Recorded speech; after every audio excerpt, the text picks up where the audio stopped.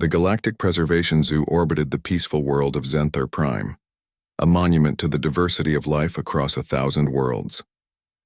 Curator Velthas had spent 3 centuries carefully curating exhibits that showcased the most remarkable, dangerous, and fascinating creatures the galaxy had to offer. Today was special. It marked the first visit from humanity's newest colony ship, the New Dawn, and Velthas had prepared extensively. Humans were still considered a curiosity in galactic society, having only achieved faster-than-light travel 2 generations ago. Their homeworld, Earth, was classified as a Class 12, Death World, a designation reserved for planets so hostile that the Galactic Council had initially believed no sapient life could possibly evolve there. The human delegation arrived in the main concourse, led by Ambassador Hyun and his family. His daughter, 8-year-old Dabin, pressed her face against the transparent aluminum viewing panels with unrestrained excitement. Her older brother, Tayo, tried to maintain a more dignified posture befitting his 12 years, but his eyes sparkled with equal curiosity. Velthas approached, his forearms spread in the traditional Zentharian greeting.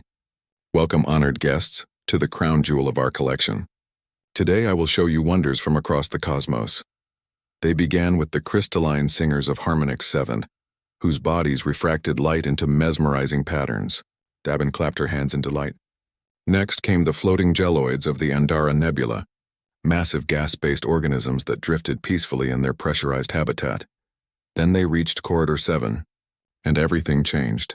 The lighting shifted to a deep red, and warning signs appeared in 30 languages. Extreme danger, Death World Predator Exhibit. Approach with caution. Velthas puffed up with pride. Now, Ambassador, we reach the most dangerous section of our zoo.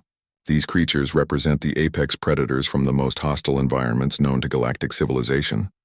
Hyun nodded solemnly, placing protective hands on his children's shoulders. Tayo leaned forward, genuinely intrigued. The first enclosure housed the razorback mauler of destruction, the Six, a 6-legged beast with blade-like protrusions and venomous spines.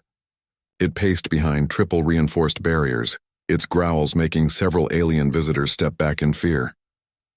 "Magnificent," Velthas proclaimed. "This creature has a bite force of 3,000 pounds per square inch and can survive temperatures from 40 to 140 degrees.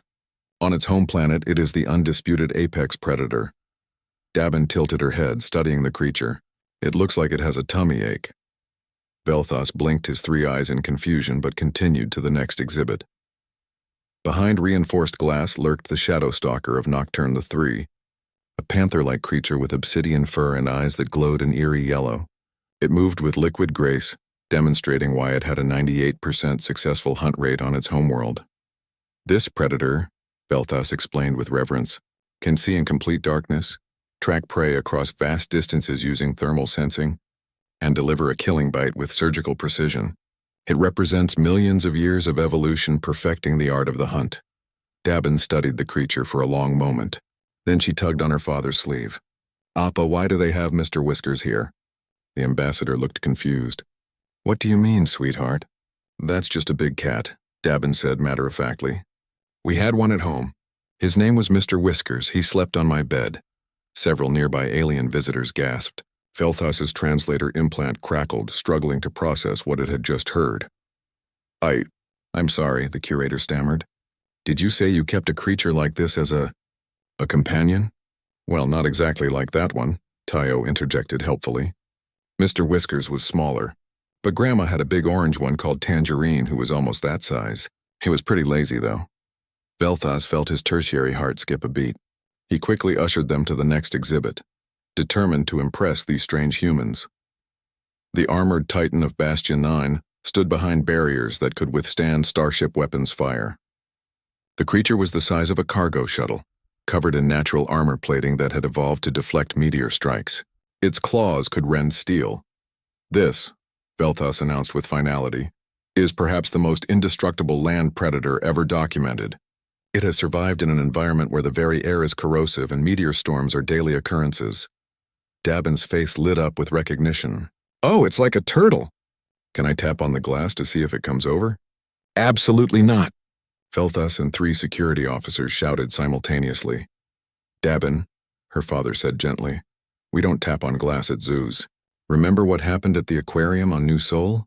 I just wanted to say hello to the fishies, Dabin mumbled. Belthas was beginning to feel deeply unsettled. He moved them rapidly through the rest of the Deathworld Predator exhibit, pointing out the venom spitter of Toxus Prime, the pack hunters of Fenris, and the ambush specialist from the jungle moon of Predatoria.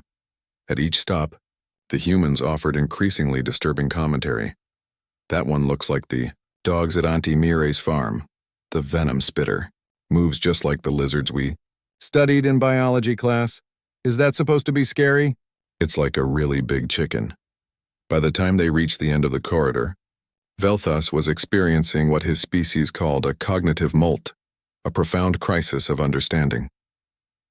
Dabin stopped before the final exhibit, which housed a particularly terrifying specimen, the Swarm Lord of Chitinous Prime, a creature that led packs of lesser predators in coordinated attacks. Its mandibles could shear through reinforced plasteel.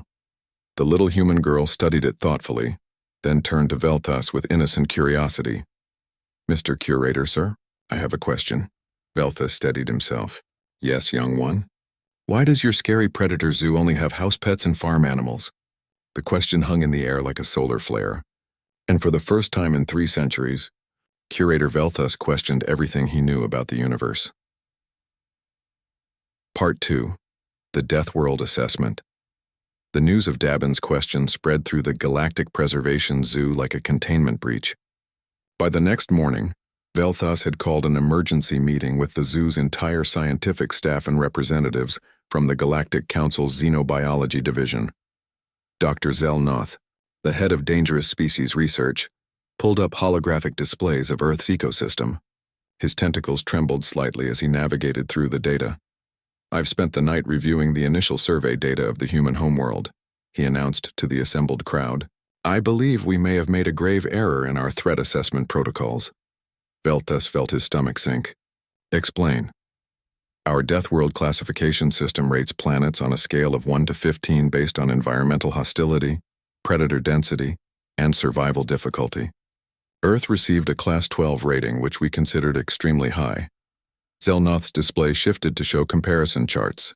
"However, we appear to have focused primarily on environmental factors: gravity, atmospheric composition, temperature variance, and tectonic activity. Those are the standard metrics," interjected Curator Velthas defensively. "Yes, but we failed to adequately account for the predator ecosystem complexity." Zelnoth pulled up an image that made several staff members recoil. "This is a creature humans call a cat. It is taxonomically similar to our shadow stalker of Nocturne 3, which we display in our most secure predator exhibit." The image showed a small, fluffy creature sitting in a sunbeam. "According to human databases," Zelnoth continued, "there are approximately 600 million of these creatures living inside human dwellings across their colonies. They are considered domestic companions. Humans deliberately share their living spaces with these predators," a hive mind representative buzzed in distress. "That's madness. The shadow stalker requires a habitat maintenance crew of 12 and can only be sedated using military-grade tranquilizers." "It gets worse." Zelnoth pulled up another image. "This is what humans call a dog. They are pack hunters descended from apex predators called wolves. Humans have lived alongside them for over 30,000 Earth years. There are over 900 million dogs integrated into human society." "Integrated how?" someone asked weakly. "They sleep in human beds. They play with human children. Some are trained to assist humans with daily tasks, including guarding, herding other animals, and even providing emotional support." Zelnoth paused. "Humans bred them from wild wolves specifically to be companions. They domesticated a pack-hunting apex predator." Velthas felt dizzy. "On purpose?" "They domesticated everything," Zelnoth said grimly. "Our armored titan of Bastion 9? Humans have similar creatures called cattle, which they keep in groups of thousands. They drink the milk these creatures produce.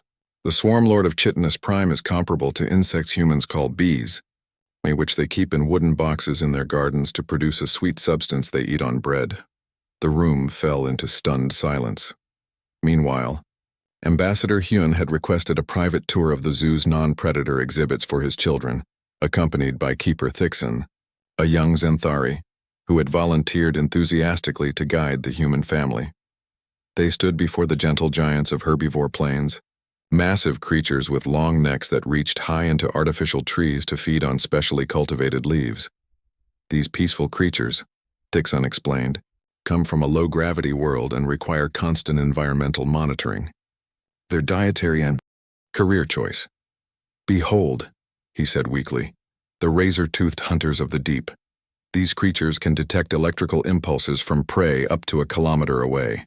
They have hundreds of serrated teeth and can swim at speeds of sharks, both children exclaimed in unison. We went shark cage diving on Earth once, Teo said. It was amazing. The great whites were so cool. You voluntarily entered the water with these creatures? In a cage? Dixon felt faint. Well, yeah, Teo said. That's how you watch them safely. Safely. Ambassador Hyun placed a calming hand on the increasingly distressed keeper's shoulder. Perhaps we should take a break? Back in the emergency meeting, Zelnoth had progressed to what he called Category 5 revelations. I've saved the worst for last, he announced. I've been communicating with the human delegations database regarding Earth's ocean ecosystems. The hologram shifted to show a massive creature with a streamlined body and rows of triangular teeth. This is what humans call a great white shark. It grows up to 6 meters in length, has several hundred serrated teeth, can detect bioelectrical fields, and strikes prey at speeds up to 56 kilometers per hour. He paused for effect. Our razor-toothed hunters of the deep are virtually identical, just slightly smaller. And humans fear these? Someone asked hopefully. Fear them? Some do. But millions of humans engage in an activity called surfing in waters where these predators live. They consider attacks to be rare and unfortunate accidents. Some humans even cage dive to observe them for entertainment. The room erupted in shocked chatter.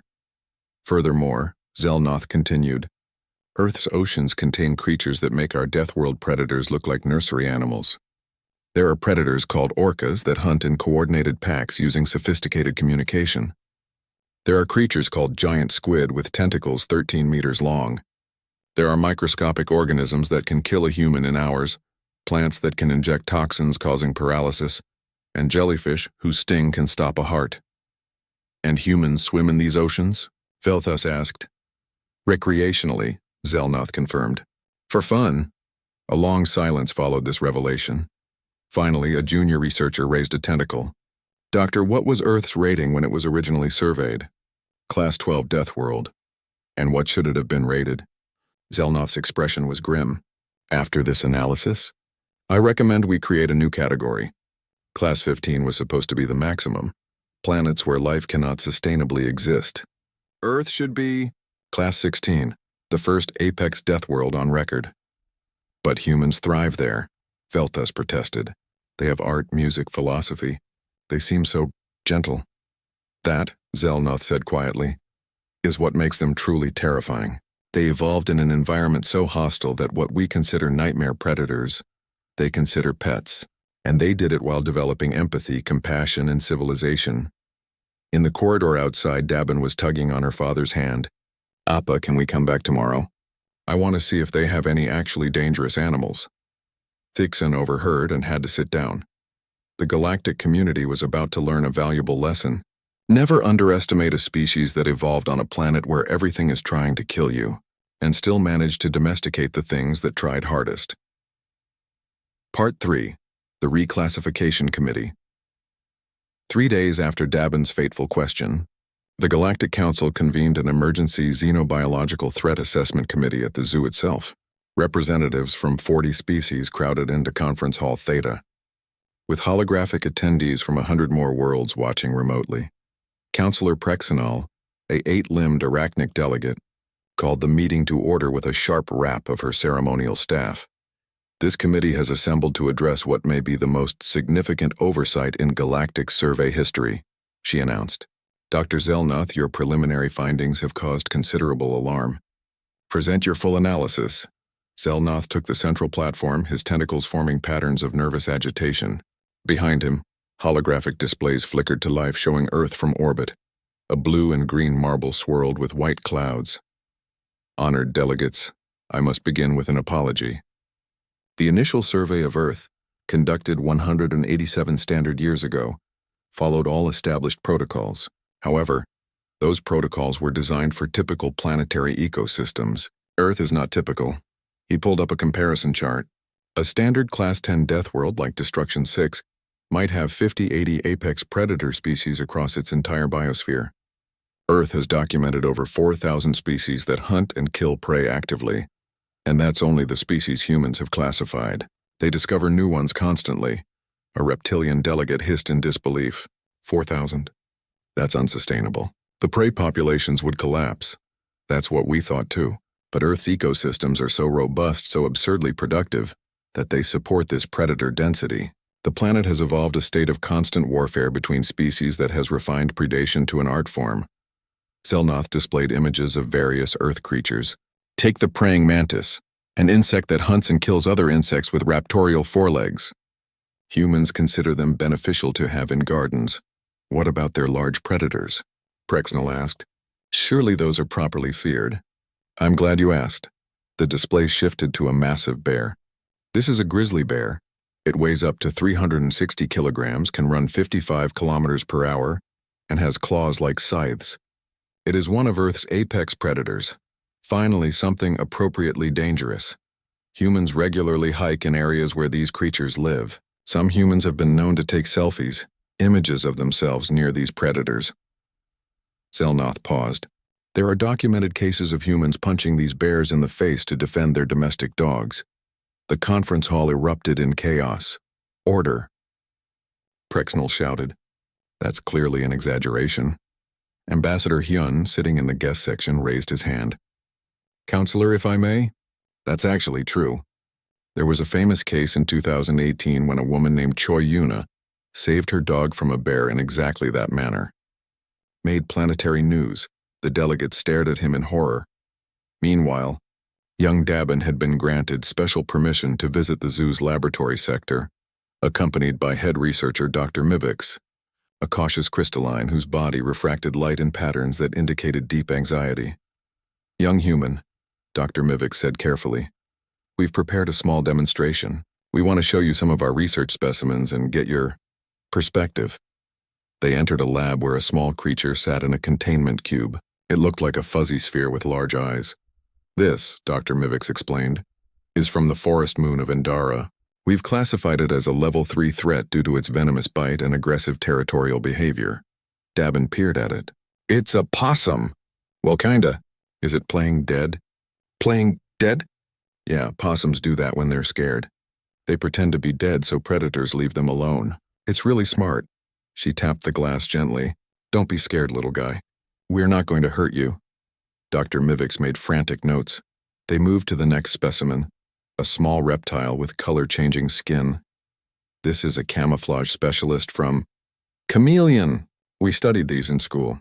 They change colors and their eyes move independently. Teacher Bora said they're really hard to keep as pets because they're sensitive. Is this one healthy? Its colors look a bit dull. Dr. Mivix checked his monitoring equipment with alarm. The creature was indeed showing signs of stress. How had this human child diagnosed it with a glance? The demonstration continued with increasingly distressing results. Every creature they showed her, every specimen they thought might impress or frighten the young human, she recognized or compared to something from Earth. Often, Earth's version was larger, more dangerous, or more common. Back at the conference, Zelnoth had moved on to marine life. Earth's oceans present perhaps the most significant threat concentration. Observe. The hologram showed a translucent creature with long, trailing tentacles. This is what humans call a box jellyfish. Its venom can kill a human in minutes. It is nearly invisible in water. So humans avoid the waters where these live? No, they invented a protective suit and swim there anyway. But it gets worse. The image changed to a creature that made several delegates recoil. This is an orca, also called a killer whale. It hunts in coordinated packs, can communicate complex strategies, and has no natural predators. Humans call them pandas of the sea and consider them beautiful. Pandas? Another Earth creature. Bears that look friendly but are still capable of killing humans. Humans think they're cute. An insectoid delegate clicked in confusion. Do humans have no survival instinct? On the contrary, Zelnoth replied. They have excellent survival instincts. That's the problem. Their baseline for dangerous is so elevated that what we consider deadly threats, they consider minor inconveniences. He pulled up incident reports. Last year, a human colony ship encountered a spacefaring predator species near the Kepler belt. The creature was 40 meters long with acidic secretions. The human crew named it Steve, lured it away with food synthesized from their own supplies, and one crew member pet it before they left. They petted it, Counselor Prexnell rubbed her primary and secondary eyes. This is insane. We need protocols, procedures, what do you recommend? First, Zelnoth said, we need to reclassify Earth as a Class 16 Apex Death World. Second, we need to issue a galaxy-wide advisory about Prexnell looked at Zelnoth. Zelnoth looked at Velthas. Velthas looked at the ceiling and wondered if early retirement was an option. Young human, Prexnell said carefully, you wish to help care for our research specimens? Yes, please. I'm really good with animals. Grandma says I have a gift. Of course you do, Prexnell muttered. The conference adjourned shortly after, with a unanimous vote to reclassify Earth, revise threat assessment protocols, and, most surprisingly, to hire young Dabin as a consultant for the zoo's animal welfare program. As the delegates filed out, one turned to another and asked, do you think she realizes she's the scariest thing in this facility? The other delegate watched Dabin skip down the hallway, already planning improvements for the sick chameleon thing. I don't think any of them realize it, came the somber reply. That's what makes them apex predators. Part 4, the Human Enrichment Program 2. Weeks after the reclassification committee, the Galactic Preservation Zoo had become the most talked about institution in the civilized galaxy. Attendance had tripled, with visitors coming specifically to observe the humans as much as the exhibits. Curator Velthas stood in his office, reviewing the changes with a mixture of pride and existential dread. So let me understand this correctly, he said to his assistant Thixon. We've hired an 8-year-old human as a consultant, her 12-year-old brother as a junior advisor, and Ambassador Hyun has agreed to give weekly talks about Earth's ecosystem. Yes, Curator. Ticket sales suggest this was an excellent decision financially. Thixon pulled up revenue charts that showed a sharp upward spike. We've also received 40,000 applications from xenobiology students requesting internships to study human-animal interaction patterns. We don't have space for 40,000 interns, Thixon. I know. I told them that. They're camping outside the station hoping to get a glimpse of the humans anyway. Velthas slumped in his chair. What have I done? Down in Sector 7, what used to be the Death World Predator exhibit had undergone significant renovations. Dabin had insisted that the creatures were stressed and bored, and with her father's reluctant permission, had implemented what she called an enrichment program. The Shadow Stalker of Nocturne 3's habitat now featured climbing structures, puzzle feeders, and what Dabin called playtime. Keeper Zix watched in horror through the observation window as Dabin, wearing a specially designed protective suit, sat inside the habitat. The Shadow Stalker, the creature that had required 4 security officers and military-grade tranquilizers for routine health checks, was rubbing its massive head against Dabin's hand and making a sound that suspiciously resembled purring. This is wrong, Zix muttered. This goes against everything we know about xenobiology. Teo, standing beside him with a datapad, was documenting everything. The behavior is consistent with what we call socialization on Earth. Apex predators that are solitary by nature still have social intelligence and crave interaction. She's not dominating it, she's communicating with it. How can she communicate with something that evolved on a completely different world? Teo shrugged. Same way she communicates with cats. Predators share common behavioral patterns across the galaxy. You just have to understand the body language. She's 8 years old. She's been working with animals since she was 4. Grandma runs an animal sanctuary on Earth. Dabin practically grew up with rescue animals. Inside the habitat, Dabin tossed a puzzle toy to the Shadow Stalker. The creature pounced on it with enthusiasm, batting it around with massive paws. See? Dabin called out. He was just bored. He needs mental stimulation, not just food. I think we should introduce him to the Razorback Mauler next. They might be friends. Absolutely not, came the chorus from every staff member in the observation room. But 3 days later, after careful preparation, and against all advice from galactic xenobiologists. They did exactly that.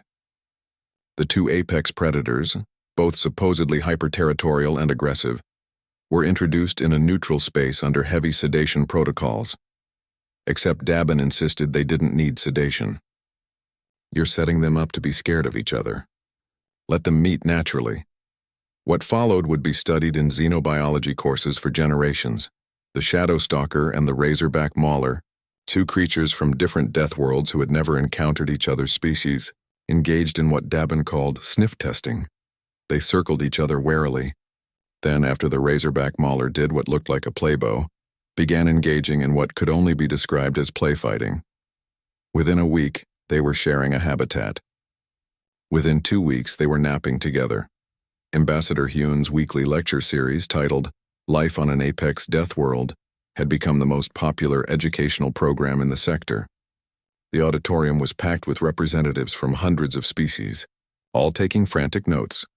The key to understanding Earth, Hune explained, gesturing to holographic images, is recognizing that danger is relative. What you perceive as threats, we perceive as the normal state of existence. He showed an image of an Australian saltwater crocodile. This is one of Earth's more dangerous predators. It can grow to 6 meters, has the strongest bite force of any creature on the planet, and is highly territorial. Yet humans swim, boat, and live in areas where these creatures exist. Why? Someone called out. Why take such risks? Hune smiled. Because if we avoided every dangerous creature on Earth, we couldn't leave our homes. And even our homes aren't safe. Venomous spiders, disease-carrying insects, and dangerous plants exist in urban environments. We learn to coexist, to understand behavior patterns, to minimize risk while accepting we can never eliminate it. He pulled up another image showing a man holding a massive snake. This is my father-in-law, Jaewon. He runs a wildlife sanctuary. That's a reticulated python, one of Earth's largest snakes. It could easily kill him, but he understands its behavior, respects its nature, and they coexist peacefully. Your family seems particularly comfortable with dangerous creatures, an observer noted. Most humans are. We have to be. Fear is healthy, it keeps us cautious. But irrational fear is paralyzing. We learn to manage fear rather than be controlled by it. After the lecture, a young Zenthari researcher approached Hyun nervously. Ambassador, I've been studying your daughter's interaction protocols with the predator specimens. She demonstrates intuitive understanding of threat displays, submission signals, and social bonding behaviors across multiple species. How is this possible? Hyun considered the question. Humans are pattern recognition specialists. We evolved alongside predators, sometimes as prey, sometimes as competitors. We learned to read body language because our survival depended on knowing whether that rustling in the grass was wind or a tiger. That skill translates across species because predator behavior follows similar patterns. But she's a child. Yes. And children are even better at this than adults. They haven't learned to override their instincts with preconceptions. When Dabin looks at your shadow stalker, she doesn't see a catalog of threat factors. She sees an individual creature with emotions, needs, and communication signals. She responds accordingly. Meanwhile, in the newly renamed Comparative Predator Study Habitat, Dabin was introducing another innovation: multi-species feeding time. They're social eaters, she explained to the horrified staff. In the wild, predators often feed near each other, especially at large food sources. It's actually a bonding activity.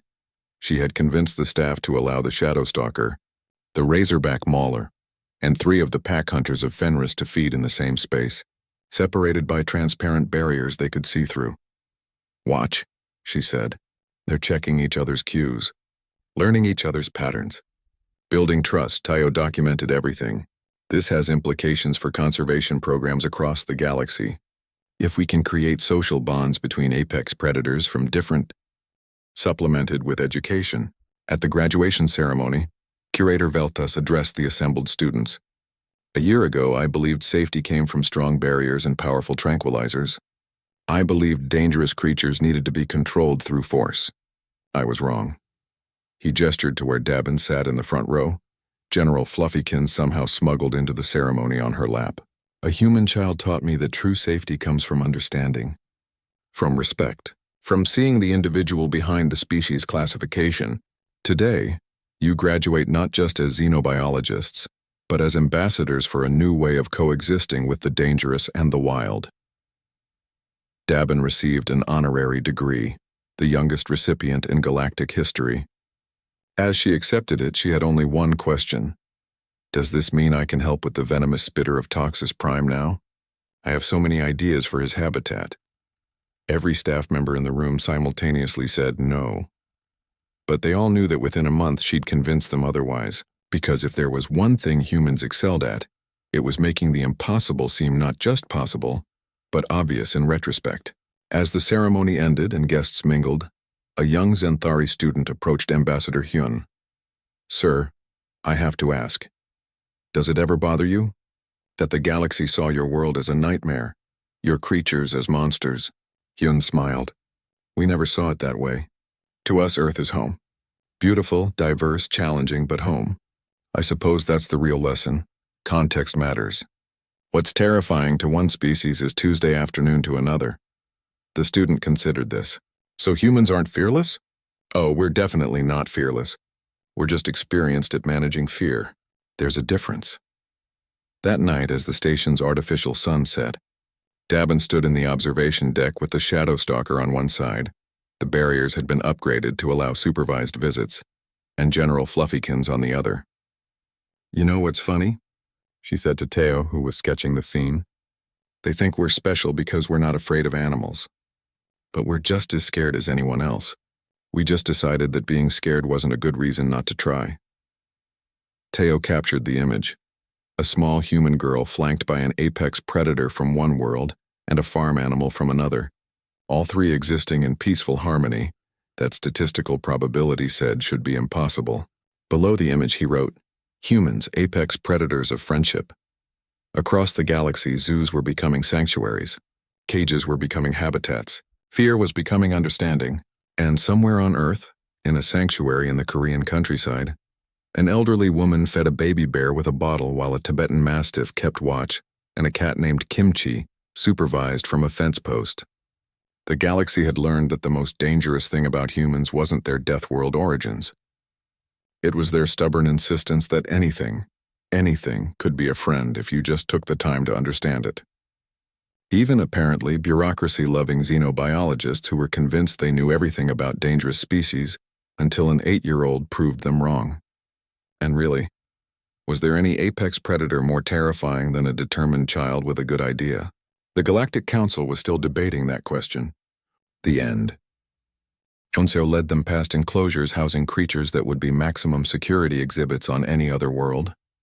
A sun bear dozed in a hammock. A crane with a healing wing stood in a pond. A wild boar rooted in the ground grunting contentedly. This one was rescued after her mother was killed by poachers, Yunseo explained, scratching the boar behind the ears. "She's been here for 3 years. We'll release her when she's ready. You're going to release an apex predator back into the wild, near human population centers? Well, she's not apex, boars are omnivores. But yes, that's the point of a sanctuary. We heal them and let them go home." The tour continued with mounting shock.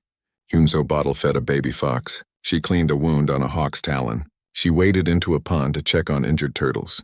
Each action was performed with casual confidence that the xenobiologists were trained for years to achieve, with far less dangerous creatures. At lunch, Yunseo served them tea while a cat, an actual Earth cat, slept on the table. "That's Kimchi," she said. "Found her as a stray 5 years ago. Now she thinks she owns the place, and how do you manage the fear?" a crystalline researcher asked. "Every moment here I'm aware I'm surrounded by potential threats." Yunseo considered this. "I think you're focused on potential when you should focus on actual. Yes, any of these animals could hurt me.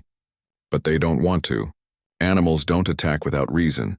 They attack when they're scared or hungry or protecting their young, or have been taught that humans are threats. Remove those factors, understand their communication, and you can coexist peacefully." She poured more tea. "My granddaughter Dabin, she has a gift for this. But it's not magic. It's observation, patience, and respect. Any species can learn these things." The xenobiologists spent 6 months at Yunseo's sanctuary. They learned to read body language across species. They practiced non-threatening approaches. They studied how humans assessed and managed risk without paralytic fear. Most importantly, They learned to see Earth not as a nightmare planet, but as a masterclass in adaptive coexistence. Meanwhile, back at the Galactic Preservation Zoo, the first Earth creatures were arriving for the exchange program, but these weren't the dramatic apex predators everyone expected. The first shipment contained 3 goats, a dozen chickens, 2 rabbits, and a creature humans called a guinea pig. Veltha stared at the manifest in confusion. These are farm animals, domesticated species. Where are the apex predators? Ambassador Hyun smiled. This is the Apex Predator Training Program. You don't start by handling tigers. You start by learning to understand prey species, herbivores, small mammals, learn how they think, how they communicate, how to read stress sign,